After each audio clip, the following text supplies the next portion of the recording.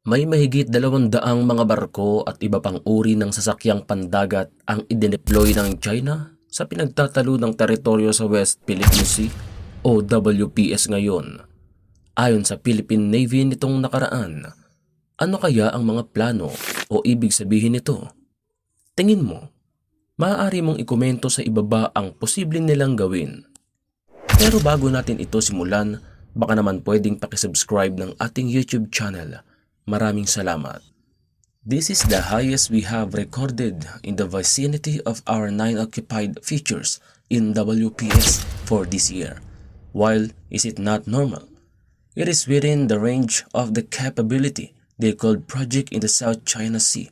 We can attribute the surge to the attention given to Sabina Escoda Shoal in the last few weeks. Pahayag ito ni Admiral Roy Vincent Trinidad, spokesperson ng Philippine Navy sa WPS. Ayon kay Trinidad, ito ay mas mataas kumpara sa pinakahuling na monitor na 163 vessels mula noong mga nakaraan, habang nasa 203 naman itong padarating lamang. Sa nasabing bilang ay 71 ang naispatan sa Escoda o Sabina Shoal na binubuo ng 53 Chinese Maritime Militia vessels, 9 na China Coast Guard vessels at 9 na People's Liberation Army Navy warships. Binakuran na rin ng pinakamalaking Chinese fleet ang Sabina Shoal na pinababantayan sa BRP Teresa Magbanwa MRRV-9701, ang pinakamalaking barko ng PCG na nauna ng binangga ng China Coast Guard o CCG noon.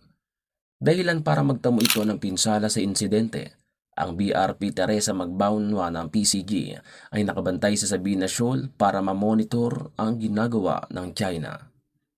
Nasa 52 Chinese vessels naman ang naispatan malapit sa Pag-asa Islands, habang nasa 36 CMNVs ang namonitor sa Arocayos Reef at 26 na sari-saring Chinese vessels ang nakabantay sa bahagi ng Ayungin Shoal. Isa namang CMMV ang nasa Kota Island at isa ring CRSV ang naispatan sa Rizal Reef.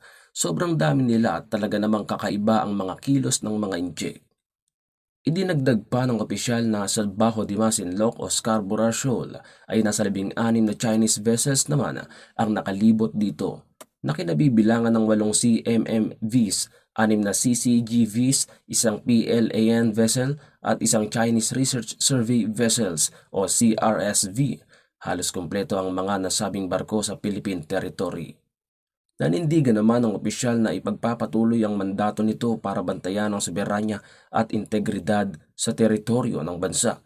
Sa palagay mo, susugod na ba ang China sa Pilipinas o sa Taiwan, o may aktibidad silang ginagawa gaya ng paghuhukay ng langis? Comment mo sa ibaba ang iyong sagot.